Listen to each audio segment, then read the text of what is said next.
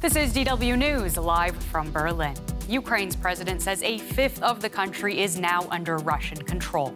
Ukraine says its forces are battling Russian troops on the edge of the capital, Kyiv, and there have been reports of gunfire near the government district. Now we're going to take a look at some live pictures. This is the situation right now in the Ukrainian capital, Kyiv. Now, those air raid sirens have been sounding in Kyiv and in other cities, prompting people to take shelter in metro stations. Hello and welcome to this week's edition of To The Point. I'm Clare Richardson in Berlin, and I'm delighted to welcome our guests. A shakeup of Russia's military leadership has Ukraine bracing for a possible new offensive in Putin's war.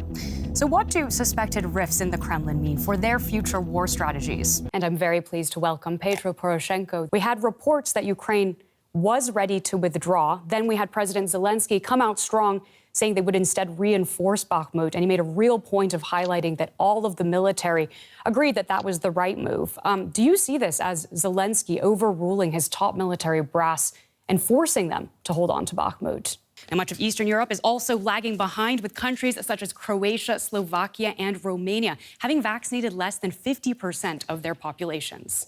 But the lowest vaccination rate in the EU is in Bulgaria at just over 26%. Welcome to our special coverage on Britain's Queen Elizabeth II, who has died at the age of 96. We've just seen those live pictures of that notice announcing the death of Queen Elizabeth posted on the gates of Buckingham Palace. Can you tell us a little bit about what this will mean, not just for the United Kingdom, but for the world? Voter apathy has always been a concern in previous elections, especially among younger people. But that now seems to be changing. Many are talking about getting their permanent voting cards, or PVCs, so they can help decide who will lead Africa's largest economy. And it appears voters in Denmark have said yes to the country joining the European Union's common defense policy. According to a public broadcaster exit poll, more than 69% have supported the plan in a referendum.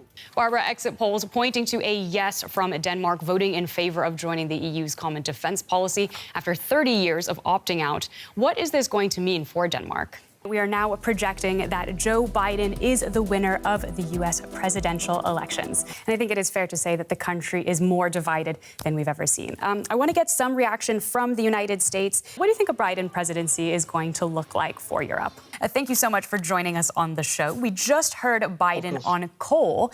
How meaningful of a commitment did G7 leaders reach on addressing the climate emergency? Top diplomats from Germany and the United States meet at Ramstein Air Base to wrestle with the reality of a Taliban government, a government of veteran hardliners, wanted terrorists, and no women. And after carrying out one of the biggest airlifts in history out of Kabul, the crisis response is only just beginning. Now, this is, of course, one of the Taliban's first major challenges in actually governing this time around. I mean, given all of that you've just mentioned, is this crisis fueling anti-Taliban sentiment among Afghans? There's, of course, always more news and analysis on our website, dw.com, where you can check us out on social media at DW News. I'm Clare Richardson in Berlin. From me and the entire team here, thanks so much for joining us.